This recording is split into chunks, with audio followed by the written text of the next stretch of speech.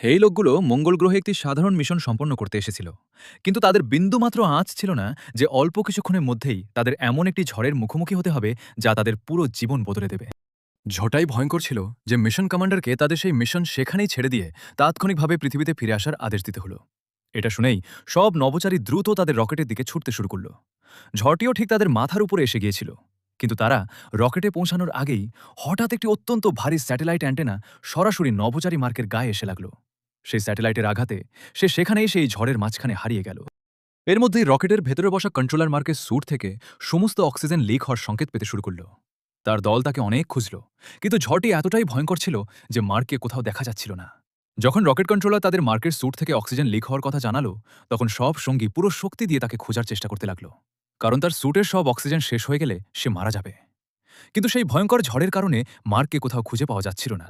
সর্বশক্তি দিয়ে খোঁজার পরেও মার্ককে কোথাও না পেয়ে তারা ভাবল যে এতক্ষণে তার অক্সিজেন শেষ হয়ে গেছে এবং সে মারা গেছে। অন্যদিকে তাদের রকেটটিও ধীরে ধীরে উল্টে যাচ্ছিল, এবং যদি ভুলবশত রকেটটি উল্টে যায় তাহলে তারা চিরকালের জন্য সেখানে আটকে যেতে পারত। তাই বাধ্য হয়ে তারা মার্ককে সেখানে একা ছেড়ে পৃথিবীর উদ্দেশ্যে রওনা দিল। কিন্তু আসল গল্প শুরু হলো যখন কয়েক ঘন্টা পরে মার্ক হঠাৎ চোখ খুলতে লাগল, কারণ সে তখনও জীবিত ছিল। কিন্তু সমস্যা ছিল যে এখন সে পুরো মঙ্গল গ্রহে একদম একা আটকে পড়েছে। মার্ক যন্ত্রণায় কাতরাতে কাতরাতে ধীরে ধীরে উঠে দাঁড়ানোর চেষ্টা করল, কারণ সেই স্যাটেলাইট অ্যান্টেনার আঘাতেই তার একটি টুকরো তার শরীরে ঢুকে গিয়েছিল। কিন্তু সৌভাগ্যক্রমে সেই টুকরোর চারপাশে রক্ত জমে যাওয়ার কারণে তার অক্সিজেন বের হওয়া বন্ধ হয়ে গিয়েছিল। এই কারণেই সে তখনও বেঁচে ছিল। যন্ত্রণা কমাতে সে কোনো মতে সেই রডের সামনের অংশটি ভেঙে ফেলল। যখন সে সামনে তাকালো, দূর দূর পর্যন্ত কোনো মানুষের নানামগন্ধও ছিল না। শুধু তার সামনে ছিল সেই ক্যাম্প যেখানে সে এবং তার সঙ্গীরা থাকত। সে সাথে সাথে বুঝে গেল যে বাকি সব সঙ্গীরা সম্ভবত আগের রাতেই এখান থেকে চলে গেছে। মার্ক যন্ত্রণায় কাতরাতে কাতরাতে সরাসরি তার ক্যাম্পে পৌঁছে গেল। ভেতরে ঢুকেই সে তাৎক্ষণিকভাবে তার স্পেস স্যুট খুলল, এবং পরের মুহূর্তেই সে রডটি তার পেট থেকে টেনে বের করে ফেলল। যন্ত্রণা এতটাই বেশি ছিল যে তার যন্ত্রণা ভরা চিৎকার পুরো শুনশান মঙ্গল গ্রহে ছড়িয়ে পড়ল। কিন্তু বিপদ তখনও শেষ হয়নি। রডের একটি ছোট অংশ তখনও তার পেটের ভেতরে ঢুকেছিল। সে দ্রুত ফার্স্ট এড বক্স বের করল এবং কোনো মতে সেই বাকি টুকরোটিও বের করে ফেলল, কিন্তু তখনও তার রক্ত অনবরত বইছিল। তাই সে একটি স্ট্যাপলার নিয়ে তার ক্ষত বন্ধ করে দিল। স্ট্যাপলার লাগার সাথে সাথে যন্ত্রণায় তার রুহ কেঁপে উঠল। এখন তার বুঝতে বাকি রইল না যে মঙ্গল গ্রহে তার জীবনের আসল খেলা শুরু হতে চলেছে, কারণ এখন সে মঙ্গল গ্রহের শুনশান এবং বিপজ্জনক মরুভূমিতে একদম একা আটকে পড়েছে। আসলে যে স্ট্রাকচারের সাথে সে ধাক্কা খেয়েছিল সেটি ছিল একটি কমিউনিকেশন স্যাটেলাইট ডিশ, এবং ঝড়ে সেটি সম্পূর্ণরূপে ধ্বংস হয়ে গিয়েছিল। এর মানে হলো সে এখন তার দলের সাথে কোনো যোগাযোগই করতে পারবে না। আর ধরে নেওয়া যাক, যদি কোনোভাবে নাসা তার বেঁচে থাকার সংকেত পেয়েও যায়, তাহলেও মঙ্গল গ্রহে উদ্ধার মিশন পৌঁছাতে পুরো 4 বছর লাগবে। যা বলতে সহজ, কিন্তু 4 বছর একা সেখানে থাকা কোনো যন্ত্রণাদায়ক মৃত্যু থেকে কম ছিল না। সবচেয়ে খারাপ বিষয় ছিল যে মার্ক যে ক্যাম্পে আশ্রয় নিয়েছিল সেটি কখনোই দীর্ঘমেয়াদে বেঁচে থাকার জন্য তৈরি করা হয়নি। এখন তার কাছে সব সম্পদ ধীরে ধীরে শেষ হতে থাকবে। ভুলবশত যদি অক্সিজেন সিস্টেম ফেল হয়ে যায় তাহলে তার শ্বাস নেওয়া অসম্ভব হয়ে পড়বে, আর শ্বাস নিতে না পারলে তার রীতিমতো খারাপ হয়ে যাবে। মার্কের জন্য পরিস্থিতি আরও খারাপ হতে থাকলো। সৌভাগ্যক্রমে ক্যাম্প যদি কোনো মতে বেশি দিনও চলে, তারপরেও একটি বিশাল সমস্যা ছিল খাদ্য সরবরাহ। তার কাছে এতটুকু রসদ ছিলই না যা দিয়ে 4 বছর বেঁচে থাকা সম্ভব। এখন সব দিক থেকে দেখলে মঙ্গল গ্রহে বেশি দিন টিকে থাকা তার পক্ষে প্রায় অসম্ভব মনে হচ্ছিল। মার তার জীবনের শেষ মুহূর্তগুলো কম্পিউটারে রেকর্ড করতে শুরু করল, যেন সে তার জীবনের শেষ সিদ্ধান্তগুলো লিখে রাখছে। 2 দিন ধরে মঙ্গল গ্রহে আসতে থাকা ঝড় তাকে আরও ভেঙে দিচ্ছিল। প্রতিটি মুহূর্তে তার মনে হচ্ছিল এখনই সব শেষ হয়ে যাবে। কিন্তু তারপর তার ভেতরে এমন একটি মুহূর্ত এলো যেখানে সে সিদ্ধান্ত নিল যে সে যেভাবেই হোক এখান থেকে বের হবেই। সে একটি পরিকল্পনা করল যে ভবিষ্যতে যদি কোনো উদ্ধার মিশন মঙ্গল গ্রহে আসে তাহলে সে ততদিন পর্যন্ত বেঁচে থাকার চেষ্টা করবে। সমস্যা ছিল যে সেই মিশন এখনও অনেক বছর দূরে, এবং সেই ফাঁকটুকু টিকে থাকাই ছিল সবচেয়ে বড় চ্যালেঞ্জ। মার্ক তার কাছে থাকা খাবারের হিসাব করল। তখন তার জানা হলো যে দলের সব সদস্যের খাবার মিলিয়েও তার কাছে মাত্র এতটুকু রসদ ছিল যা প্রায় 1 বছর চলতে পারে। আর মঙ্গল গ্রহে 1 বছর বেঁচে থাকাটাও কোনো অলৌকিক ব্যাপার থেকে কম ছিল না। এখন সে তার মৃত্যু কাছে আসতে দেখছিল, এমন সময় হঠাৎ তার চোখে কয়েকটি আলুর প্যাকেট পড়ল। সেই প্যাকেট দেখতেই সে বুঝে গেল যে এখনও সে এখানে বেঁচে থাকতে পারবে। সে সিদ্ধান্ত নিল যে সে সব আলু এখানে চাষ করে এমন খাবার তৈরি করবে যা দিয়ে এই জায়গায় বাকি 3 বছর আরামসে পার করা যাবে। কিন্তু মঙ্গল গ্রহের জমিতে সরাসরি কিছু ফলানো প্রায় অসম্ভব ছিল, কারণ এখানে কিছু ফলাতে হলে তার জলের দরকার ছিল, যা এই মরুজমিতে একেবারেই ছিল না। এখন সে সিদ্ধান্ত নিয়ে ফেলল যে এখানে বেঁচে থাকতে হলে তাকে চাষবাস করতেই হবে। এই কারণে সে মঙ্গলে তার ছোট্ট খামার তৈরি করতে লেগে গেল। প্রথমে সে ক্যাম্পের ভেতরে একটি জায়গায় অনেক মাটি জমা করল এবং ধীরে ধীরে সেটাকে চাষের জমির আকার দিতে শুরু করল, যাতে সেখানে গাছ লাগানো যায়। কিন্তু সমস্যা ছিল যে মঙ্গলের মাটিতে স্বাভাবিকভাবে সেই পুষ্টিগুণ ছিল না যা গাছপালা বড় হওয়ার জন্য দরকার। তাই মার্ক নভোচারীদের জৈব বর্জ্য ব্যবহার করার ঝুঁকিপূর্ণ পরিকল্পনা করল। তার দুর্গন্ধ এতটাই ভয়ঙ্কর ছিল যে সেখানে 1 সেকেন্ডের জন্য টিকে থাকা নিজের মৃত্যুকে আমন্ত্রণ জানানোর মতো ছিল। কিন্তু তার কাছে অন্য কোনো উপায়ও ছিল না। সে লাগাতার সেই উপাদান প্রক্রিয়াজাত করে মাটিতে মিশিয়ে দিল, যাতে মঙ্গল গ্রহের মাটিকে সাময়িকভাবে উর্বর জমিতে পরিণত করা যায়। সেসব আলু ছোট ছোট টুকরো করে একটি একটি করে মাটির ভেতরে পুঁতে দিল। কিন্তু চাষের পরবর্তী এবং সবচেয়ে কঠিন ধাপ ছিল পানি। সৌভাগ্যক্রমে মার্কের বিজ্ঞান সম্পর্কে ভালো জ্ঞান ছিল। সে জানত যে হাইড্রোজেন ও অক্সিজেনকে নিয়ন্ত্রিত বিক্রিয়ায় মিশিয়ে পানি তৈরি করা যায়। তার কাছে এই পরীক্ষার জন্য সব প্রয়োজনীয় সরঞ্জামও ছিল। কিন্তু প্রথম চেষ্টায় তার কাছ থেকে একটি বড় ভুল হয়ে গেল। সে ক্যাম্পের ভেতরে আগে থেকে থাকা অক্সিজেনকে সম্পূর্ণভাবে হিসাব করেনি, যা তার শ্বাস নেওয়ার কারণে ক্রমাগত কমছিল। যেই সে অক্সিজেন ও হাইড্রোজেন মিশালো, সেখানে একটি বিশাল বিস্ফোরণ ঘটল, যা পুরো এলাকা কাঁপিয়ে দিল। মার্ক বেঁচে গেল, কিন্তু তার বুঝতে বাকি রইল না যে মঙ্গলে তার ছোট্ট ভুলও তার জীবন নিতে পারে। পরের দিন সে আবার কাজ শুরু করল। এবার সে মাথা খাটিয়ে কাজ করল, যার ফলে তার পরীক্ষা সফল হল। ধীরে ধীরে আর্দ্রতা জমতে শুরু হলো এবং অবশেষে মঙ্গল গ্রহের শুষ্ক জমিতে পানি তৈরি হতে লাগল। এই পানি সেই মাটির জন্য যথেষ্ট ছিল যেখানে মার্ক আলু লাগিয়েছিল। কয়েকদিন পরে যখন মাটি থেকে প্রথম সবুজ গাছ বেরিয়ে এলো, তখন সেটা দেখে তার আনন্দের সীমা রইল না। অন্যদিকে পৃথিবীতে নাসা আনুষ্ঠানিকভাবে ঘোষণা করে দিল যে মার্ক ওয়াটনি আর বেঁচে নেই। এই খবর দ্রুত সারা বিশ্বে ছড়িয়ে পড়ল এবং সবাই তাকে হারিয়ে যাওয়া নভোচারী বলে মনে করতে লাগল। এমনকি তার শেষকৃত্যও সেরে ফেলা হলো। পরের দিন নাসা অফিসে ভিনসেন্ট নামের এক বিশ্লেষক পরিচালককে বলল যে স্যাটেলাইটকে অ্যারেস-3 মিশনের এলাকার দিকে ঘুরিয়ে আবার স্ক্যান করা উচিত। কিন্তু নাসা ম্যানেজমেন্ট এই ধারণাটি প্রত্যাখ্যান করে দিল।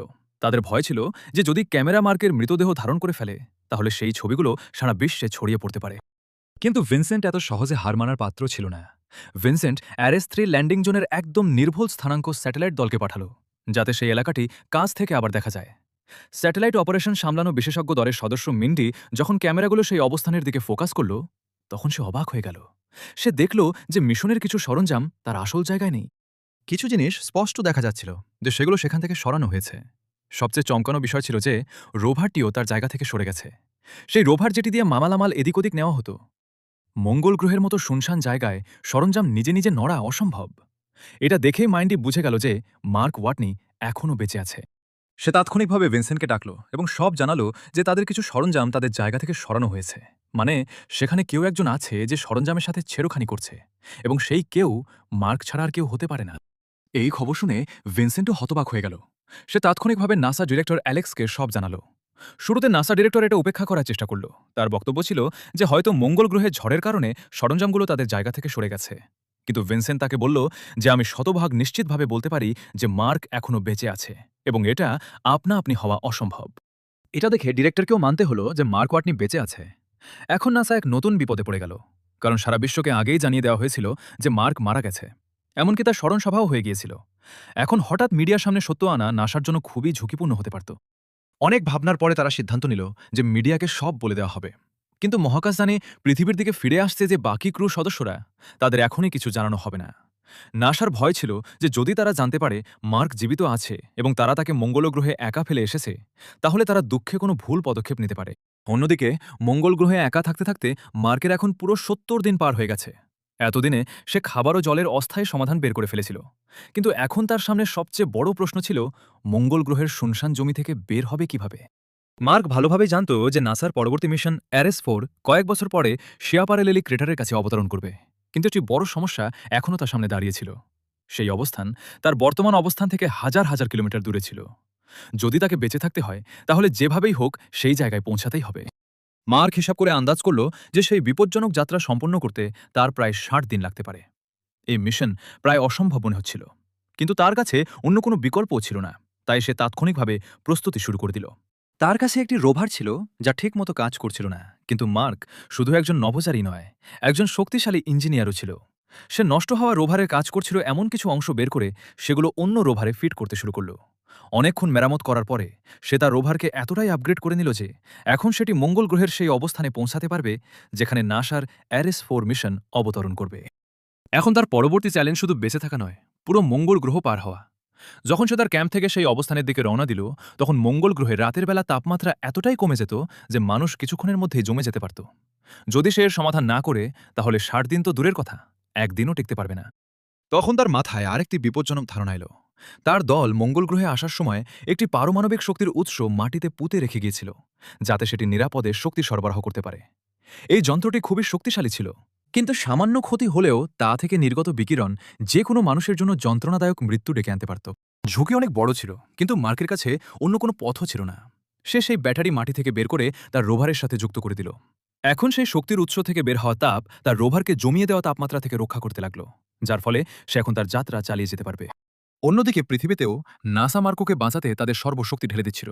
তারা জেট প্রোপালশন ল্যাবরেটরিকে জরুরি মিশন প্রস্তুত করার আদেশ দিল, এমন একটি প্রোব যা মঙ্গল গ্রহে সরবরাহ পৌঁছাতে পারে। সমস্যা ছিল যে সাধারণত এই ধরনের মহাকাশযান প্রস্তুত করতে কয়েক মাস লাগে, কখনো কখনো ১ বছর পর্যন্ত লেগে যায়। কিন্তু এখন তাদের হাতে সময় খুবই কম ছিল। নাসার পুরো উদ্ধার পরিকল্পনা এখন এই মিশনের উপর নির্ভর করছিল। তাদের ধারণা ছিল যে জরুরি প্রোবের মাধ্যমে মার্কের কাছে এতটুকু খাবার পাঠানো হবে যা দিয়ে সে আরও কয়েক বছর মঙ্গল গ্রহে বেঁচে থাকতে পারবে। পরিকল্পনা অনুযায়ী ভবিষ্যতে যখন অ্যারেস-4 মিশন মঙ্গলে অবতরণ করবে, তখন তার দল মার্কোককে সাথে নিয়ে পৃথিবীতে ফিরে আসবে। এই মিশন শুনতে যতটা সহজ মনে ছিল, বাস্তবে ততটাই অসম্ভব ছিল। জেপিএল দল দিনরাত কাজে লেগেছিল, কারণ তাদের অল্প সময়ের মধ্যে একটি পুরোপুরি কার্যকর সরবরাহ প্রোব তৈরি করতে হবে। অন্যদিকে মঙ্গল গ্রহে মার্কের পরিশ্রমের ফল মিলতে শুরু হলো। তার লাগানো সব আলু এখন তৈরি হয়ে গেছে। মঙ্গল গ্রহের লাল মাটিতে সবুজ দেখে মার্কের মুখে আনন্দ ছড়িয়ে পড়ল। সে প্রায় ৬০০ আলুর ফসল পেল। মার্ক বড় আলুগুলো নিজের খাওয়ার জন্য একপাশে রেখে দিল, আর ছোট আলুগুলো আবার মাটিতে লাগিয়ে দিল, যাতে পরেও চাষ হয় এবং তার খাবার আরও বেশি দিন চলে। মাথা খাটিয়ে মার্ক শুষ্ক জমিতেও তার খাবারের ভবিষ্যৎ নিশ্চিত করে ফেলল। এখন অন্তত তাকে ক্ষুধায় মরার ভয় রইল না। কিন্তু ভেতরে ভেতরে তাকে এই কথাটি ভাঙছিল যে যদি নাসার সাথে কোনো যোগাযোগই না হতে পারে, তাহলে এতদিন বেঁচে থাকা বৃথা যেতে পারে, এমনকি তার মৃত্যুও হতে পারে। মঙ্গল গ্রহের মতো শুনশান গ্রহে যোগাযোগ ব্যবস্থা খোঁজা প্রায় অসম্ভব ছিল, কিন্তু মার্ক আর মানার পাত্র ছিল না। অনেক ভাবনার পরে তার মাথায় একটি ধারণা এলো। সে সময় নষ্ট না করে তার রোভারে উঠে মঙ্গল গ্রহের একটি বিপজ্জনক জায়গার দিকে বেরিয়ে পড়ল, যা তার ক্যাম্প থেকে প্রায় ৬০ দিনের দূরত্বে ছিল। পৃথিবীতে স্যাটেলাইটের মাধ্যমে তার প্রতিটি নড়াচড়া পর্যবেক্ষণ করা হচ্ছিল। মিন্ডি ও ভিনসেন্ট দুজনেই হতবাক হয়ে গেল। তারা বুঝতে পারছিল না মার্ক তার ক্যাম্প ছেড়ে এত দূরে কেন যাচ্ছে। দিন গড়াতে থাকল এবং মার্ক একই দিকে এগিয়ে যেতে থাকল। মঙ্গল গ্রহের শুনশান জমিতে তার জীবনের সবচেয়ে বিপজ্জনক যাত্রা কয়েকদিন ধরে চলতে থাকল। যত সে এগিয়ে যেতে থাকল, নাসার পুরো দলের মধ্যে ভয় ততই বাড়তে থাকল। নাসার দল তখনও বুঝতে পারছিল না মার্ক আসলে কি করছে। এমন সময় হঠাৎ ভিনসেন্টের কিছু একটা মনে পড়ে গেল। সে তাৎক্ষণিকভাবে মঙ্গল গ্রহের মানচিত্রে মার্কের পুরো পথ এঁকে দেখল। তখন তার জানা হলো যে মার্ক আসলে একটি পুরনো মঙ্গল গ্রহ প্রোব পাথ ফাইন্ডারের দিকে যাচ্ছে। এটাই সেই রোবোটিক ল্যান্ডার যা নাসা অনেক বছর আগে মঙ্গল গ্রহে পাঠিয়েছিল, যাতে সেটি সেখানকার মাটির সব তথ্য সংগ্রহ করতে পারে। প্রথমে তারা এই মিশনে সফল হয়েছিল, কিন্তু কয়েক বছর পরে তার ব্যাটারি মরে গেল এবং পৃথিবীর সাথে তার চিরকালের জন্য যোগাযোগ বিচ্ছিন্ন হয়ে গেল।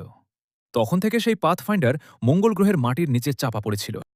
তাই মার্ক সেটা খুঁজতে বেরিয়েছিল, কারণ সেটাই তাকে নাসার দলের সাথে যোগাযোগ করিয়ে দিতে পারে। অনেক খোঁজার পরে অবশেষে সে মঙ্গল গ্রহের মাটিতে পোতা পাথটার বের করেই ফেলল। ভিনসেন্টের অনুমান একদম সঠিক প্রমাণিত হল। কিন্তু আরও একটি চ্যালেঞ্জ বাকি ছিল।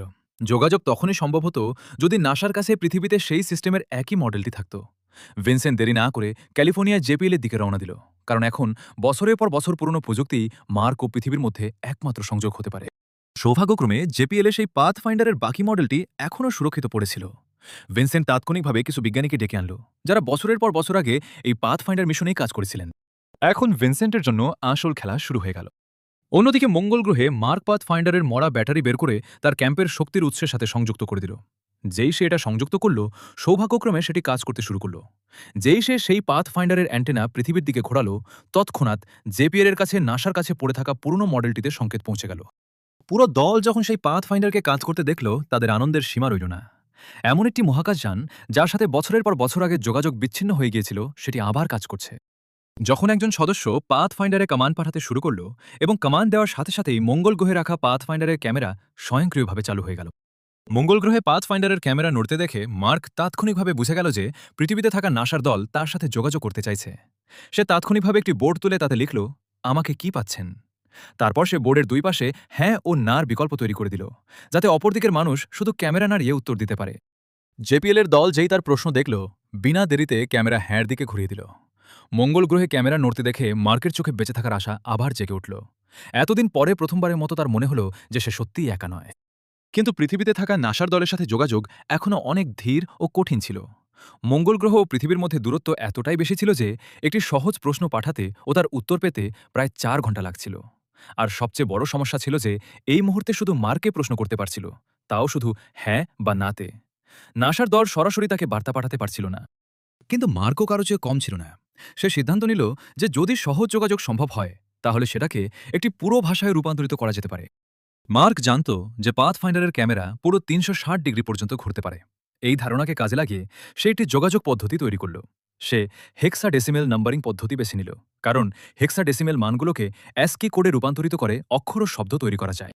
পৃথিবীতে ভিনসেন্ট ও তার দলও পাথফাইন্ডারের চারপাশে হেক্সাডেসিমেল প্রতীক লাগিয়ে দিল, যাতে ক্যামেরার নড়াচড়ার মাধ্যমে বার্তার আদান প্রদান করা যায়। এখন ধীরে ধীরে মঙ্গল গ্রহ ও পৃথিবীর মধ্যে একটি সহজ ভাষা তৈরি হতে শুরু হলো। কিন্তু এই পদ্ধতি এখনও অনেক ধীর ছিল। একটি সাধারণ বার্তা পাঠাতেও অনেক সময় লেগে যাচ্ছিল। তাই নাসার বিজ্ঞানীরা মার্ককে কিছু বিশেষ কোড পাঠালো। সে সেই কোডগুলোর সাহায্যে তার রোভারকে পাথফাইন্ডার সিস্টেমের সাথে সংযুক্ত করে দিল, যার ফলে এখন সে তার কম্পিউটার থেকে সরাসরি টেক্সট বার্তা পাঠাতে পারছিল, যা আগের তুলনায় অনেক বেশি দ্রুত ছিল। নাসা তাকে বার্তা পাঠালো যে উদ্ধার অভিযান শুরু হয়ে গেছে এবং প্রথমে তার জন্য যতটা সম্ভব বেশি খাবার দাবার পাঠানো হবে, যাতে নাসার দল মঙ্গলে পৌঁছানো পর্যন্ত সেই খাবার তার কাজে আসে। এই বার্তা পড়তেই তার ভেতরে এক নতুন আশা জেগে উঠল। এখন প্রথমবারের মতো তার মনে হলো যে হয়তো সে সত্যিই এখান থেকে জীবিত ফিরে যেতে পারবে। তারপর সে নাসার দলকে একটি প্রশ্ন করল যে আমার সব সঙ্গীরা কি জানে যে আমি বেঁচে আছি কিনা। নাসার উত্তর ছিল না। এটা শুনতেই তার ভেতরের রাগ ফেটে পড়ল, কারণ তার নিজের ক্রুকে এখনও সত্য বলা হয়নি। কিন্তু এখন যখন কথাবার্তা হয়ে গেছে, তাই নাসা অবশেষে পৃথিবীতে ফিরে আসা সব ক্রুর সদস্যকেও এই চমকানো খবর জানানোর সিদ্ধান্ত নিল। এবং যেই তারা জানতে পারল যে মার্ক এখনও মঙ্গল গ্রহে জীবিত আছে, পুরো দল হতবাক হয়ে গেল। একদিকে তারা তার বেঁচে থাকার খবরে খুশি ছিল, কিন্তু অন্যদিকে তাদের এই অনুশোচনাও ভেতর থেকে খাচ্ছিল যে তারা তাকে একা ছেড়ে চলে এসেছে। অন্যদিকে মঙ্গল গ্রহে মার্ক প্রতিদিনের খবর নাসাকে পাঠাতে থাকত। কিছুদিন সবকিছু ঠিকঠাক চলছিল। তার আলুর ফসলও সফল ছিল এবং মনে হচ্ছিল যে মার্ক এখানে ততদিন পর্যন্ত সহজেই পার করতে পারবে যতদিন নাসার পরবর্তী মিশন এখানে না পৌঁছায়। কিন্তু ভাগ্য আবার একবার পাল্টি খেতে চলেছিল। এক রাতে হঠাৎ সবকিছু বদলে গেল। ক্যাম্পের এয়ারলক অতিরিক্ত ব্যবহারের কারণে অনেক দুর্বল হয়ে পড়েছিল, যার কারণে হঠাৎ একটি বিশাল বিস্ফোরণের সাথে সেটি ফেটে গেল। বিস্ফোরণটি এতটাই ভয়ঙ্কর ছিল যে মার্ক বাতাসের মতো উড়ে সরাসরি অনেক দূরে গিয়ে পড়ল। পড়ে যাওয়ার কারণে তার হেলমেটে ফাটল ধরল। মঙ্গল গ্রহের পরিবেশ এতটাই প্রাণঘাতী ছিল যে ছোট্ট একটি ছিদ্রও তার জীবন নিতে পারত। তাই সে তাৎক্ষণিকভাবে টেপ দিয়ে হেলমেট বন্ধ করল এবং কোনো মতে তার ক্যাম্পের ভেতরে ফিরে গেল। যেই সে ক্যাম্পের ভেতরে ঢুকল, যে দৃশ্য তার সামনে ছিল তা তাকে পুরোপুরি ভেঙে দিল। সেখানে বেড়ে যাওয়া তাপমাত্রায় তার পুরো ফসল ধ্বংস হয়ে গিয়েছিল। এখন আবার সেই ফসল ফলানো প্রায় অসম্ভব ছিল। নিজের সামনে নিজের ফসল ধ্বংস হতে দেখে সে ভীষণ ঘাবড়ে গেল, কারণ এখন তার কাছে মাত্র এতটুকু রসদ বাকি ছিল যা কয়েক মাস চলতে পারত। অন্যদিকে পৃথিবীতে নাসা তার জন্য জরুরি সরবরাহ রকেট লঞ্চ করার প্রস্তুতি শুরু করে দিয়েছিল। সবার মনে হচ্ছিল এই মিশন মার্কের জীবন বাঁচিয়ে দেবে। কিন্তু লঞ্চের কয়েক সেকেন্ড পরেই রকেটটি আকাশেই বিস্ফোরিত হয়ে ধ্বংস হয়ে গেল। নিজের শেষ আশাকে নিজের সামনে থেকে চলে যেতে দেখে তার এখন মনে হলো এখানেই তার মরা নির্ধারিত। মৃত্যুকে নিজের কাছে আসতে দেখে সে কমান্ডার লুইসকে একটি বার্তা পাঠালো। তার বক্তব্য ছিল যে যদি সে ফিরে না আসতে পারে তাহলে তার বাবা মাকে জানানো হোক যে তার ছেলে একটি অর্থবহ মিশনের অংশ ছিল। এই বার্তা দেখে পৃথিবীতে থাকা নাসার দলও তাদের সাহস হারিয়ে ফেলল। কিন্তু মঙ্গল গ্রহে বসে মার্ক যেভাবেই হোক পৃথিবীর দিকে যাওয়ার সিদ্ধান্ত নিয়ে ফেলল। পৃথিবীতে মার্কের ব্যর্থ সরবরাহ মিশনের খবর সারা বিশ্ব দেখছিল। এর মধ্যে চীনের মহাকাশ সংস্থার শীর্ষ বিজ্ঞানীরাও এই সম্প্রচার দেখলেন। তখন চীন মানবতার নামে নাসাকে সাহায্য করার সিদ্ধান্ত নিল। তারা নাসাকে তাদের একটি শক্তিশালী রকেট দিল, যাতে উদ্ধার মিশনে আরেকটি সুযোগ মেলে। এখন নাসার কাছে আসার একটি নতুন আলো ছিল। এবার যদি তারা ব্যর্থ হয় তাহলে মার্কের জীবন চিরকালের জন্য শেষ হয়ে যাবে। এর মধ্যেই আসল প্রবেশ ঘটল রিচ বার্নেলের, একজন অসাধারণ অ্যাস্ট্রোডায়নামিক্স বিশেষজ্ঞ। নাসায় আসতেই সে এমন একটি পরিকল্পনা তৈরি করল যা শুনতে প্রায় অসম্ভব মনে হচ্ছিল, কিন্তু বৈজ্ঞানিকভাবে ছিল প্রতিভাধর। এই কৌশলকে পরে রিচ বার্নেল ম্যানুভার নাম দেওয়া হলো। তার পরিকল্পনা ছিল যে মহাকাশযানটিকে পৃথিবীতে অবতরণ করানোর বদলে পৃথিবীর মাধ্যাকর্ষণকে গুলতির মতো ব্যবহার করা হবে। অর্থাৎ মহাকাশযান পৃথিবীর কাছ দিয়ে অতি দ্রুত গতিতে যাবে, মাধ্যাকর্ষণের গতি ব্যবহার করবে এবং সরাসরি আবার মঙ্গল গ্রহের দিকে মুড়ে যাবে। এই মিশন অনেক বিপজ্জনক ছিল। একটুখানিও ভুল হলে পুরো ক্রু চিরকালের জন্য মহাকাশে হারিয়ে যেতে পারত। নাসার ডিরেক্টরের কাছে রিচ বার্নেলের পরিকল্পনা অনেক বেশি বিপজ্জনক মনে হলো, তাই তিনি সেটি প্রত্যাখ্যান করে দিলেন। কিন্তু মিশন ডিরেক্টর ডিভনের মনে হচ্ছিল এটাই মার্ককে বাঁচানোর শেষ সুযোগ। কিন্তু কেউ তার কথা শুনল না। তাই সে লুকিয়ে পুরো পরিকল্পনা সব ক্রু সদস্যের কাছে পৌঁছে দিল। এখন পুরো খেলা ক্রুর হাতে। হয় তারা নিরাপদে পৃথিবীতে ফিরে যাবে, নয়তো নিজেদের জীবন বিপদে ফেলে শুধু বন্ধুকে বাঁচাতে একটি আরও দীর্ঘ মিশন শুরু করবে। কিছুক্ষণ ভাবার পরে দল সিদ্ধান্ত নিল যে তারা কোনো অবস্থাতেই এখন মার্ককে একা ছেড়ে পৃথিবীতে ফিরে যাবে না। অন্যদিকে মঙ্গল গ্রহে মার্কও তার কাজে লেগেছিল। তাকে আরও প্রায় ৬০ দিনের বিপজ্জনক যাত্রা করে সেই আরেকটি এমএভিতে পৌঁছাতে হবে, যা ভবিষ্যতের এরএস-4 মিশনের জন্য আগে থেকেই মঙ্গলে রাখা হয়েছিল। এটাই তার এখান থেকে জীবিত পৃথিবীতে যাওয়ার শেষ সুযোগ। কয়েকদিনের বিপজ্জনক ও প্রাণঘাতী যাত্রা শেষে অবশেষে সে সেই এমএভিতে পৌঁছে গেল। কিন্তু এবারেও সে নতুন বিপদের মুখোমুখি হল। এমএভিকে এতটাই হালকা করতে হবে যাতে সেটি মঙ্গলের কক্ষপথে পৌঁছাতে পারে। নাসা তাকে তাৎক্ষণিকভাবে বলল যে রকেট থেকে অপ্রয়োজনীয় জিনিসপত্র বের করে ফেলতে, মানে এখন মার্ককে আসলে একটি খোলা ছাদের রকেটে লঞ্চ নিতে হবে, যা দেখতে কোনো জোড়াতালির মেশিনের মতো লাগছিল। অন্যদিকে ক্রু মহাকাশযান মঙ্গলের কক্ষপথে আগেই পৌঁছে গিয়েছিল এবং সবার দৃষ্টি মার্কের লঞ্চের উপর ছিল। যেই মার্ক তার এমএভি লঞ্চ করল, রকেটটি অত্যন্ত দ্রুত গতিতে উঠতে লাগল। কিন্তু লঞ্চের চাপ সেই এমএভির ডগায় লাগানো তেরপল সামলাতে পারল না। সেটি সেখানেই ফেটে গেল এবং হঠাৎ চাপের কারণে মার্কও অজ্ঞান হয়ে গেল। সৌভাগ্যক্রমে এমএভি সফলভাবে মঙ্গলের কক্ষপথে প্রবেশ করে গেল। কিন্তু আবারও একটি বিশাল সমস্যা তার সামনে এসে দাঁড়াল। হারমেস এবং মার্কের মহাকাশযানের মধ্যে এখনও প্রায় ৬৮ কিলোমিটারের ব্যবধান ছিল। এত দূর থেকে সরাসরি উদ্ধার করা অসম্ভব মনে হচ্ছিল। এটা দেখেই কমান্ডার লুইস তাৎক্ষণিকভাবে হারমেসের সব ইঞ্জিন চালু করার আদেশ দিলেন। ক্রু থ্রাস্টার ব্যবহার করে হারমেসকে সর্বোচ্চ গতিতে এমএভির কাছে আনতে শুরু করল। অন্যদিকে মার্কের যখন জ্ঞান ফিরল, তার কণ্ঠস্বর সব ক্রু সদস্যের কাছে পৌঁছে গেল। এটা শুনে পুরো ক্রুর জান ফিরে এলো। এখন তাদের মনে হলো তারা তাদের মিশন সম্পন্ন করে ফেলেছে। কিন্তু বিপদ এখনও শেষ হয়নি। হারমেস ও এমএভির কক্ষীয় গতিতে এখনও অনেক পার্থক্য ছিল, প্রায় ৪২ মিটার প্রতি সেকেন্ড। মহাকাশে এই ছোট সংখ্যাও অনেক বিপজ্জনক। যদি তারা দুটি মহাকাশযানের গতি প্রায় সমান না করে, তাহলে মার্ককে নিরাপদে কাছে আনা অসম্ভব হয়ে যাবে। কিন্তু হারমেসের সামনে আরও একটি বিপদ দেখা দিয়েছিল। যদি তারা আবার সব ইঞ্জিন পূর্ণ শক্তিতে চালু করে, তাহলে পৃথিবীতে ফিরে যাওয়ার জন্য প্রয়োজনীয় জ্বালানি আর অবশিষ্ট থাকবে না। পরিস্থিতি প্রায় অসম্ভব মনে হচ্ছিল। তখন কমান্ডার লুইস আরেকটি সিদ্ধান্ত নিলেন। তিনি হারমেসের লকে বিস্ফোরণ ঘটানোর পরিকল্পনা করলেন, যাতে সেই বিস্ফোরণ থেকে মহাকাশযানের গতি ও দিক সামান্য সামঞ্জস্য করা যায়। এই পরিকল্পনা অনেক ঝুঁকিপূর্ণ ছিল, কিন্তু এখন ঝুঁকি নেওয়া ছাড়া তাদের আর কোনো বিকল্পও ছিল না। বিস্ফোরণের পরে হারমেস মার্কের অনেক কাছে এসে গেল, কিন্তু তখনও তাদের মধ্যে বিপজ্জনক দূরত্ব বাকি ছিল। এটা দেখতেই মার্ক তার জীবনের সবচেয়ে বড় সিদ্ধান্ত নিল। সে তার স্পেস স্যুটের গ্লোভে ছোট্ট একটি ছিদ্র করল এবং বের হওয়া বাতাসের চাপে সে উড়ে মহাকাশে হারমেসের দিকে এগিয়ে যেতে লাগল। অন্যদিকে কমান্ডার লুইসও রশি নিয়ে তাকে ধরতে এগিয়ে আসছিলেন। যেই মার তার কাছে এলো, দুর্ভাগ্যক্রমে তিনি তাকে ধরতে পারলেন না। কিন্তু কোনো মতে মার তার রশি ধরে ফেলল এবং দুজনে একে অপরের কাছে এসে গেল। অবশেষে ক্রু তাকে টেনে হারমেসের ভেতরে নিয়ে নিল। সেই মুহূর্তে শুধু হারমেস ক্রুই নয়, পুরো পৃথিবী আনন্দে উচ্ছ্বসিত হয়ে উঠল।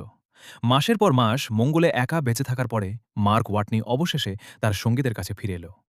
এখানেই এই মুভির সমাপ্তি ঘটে।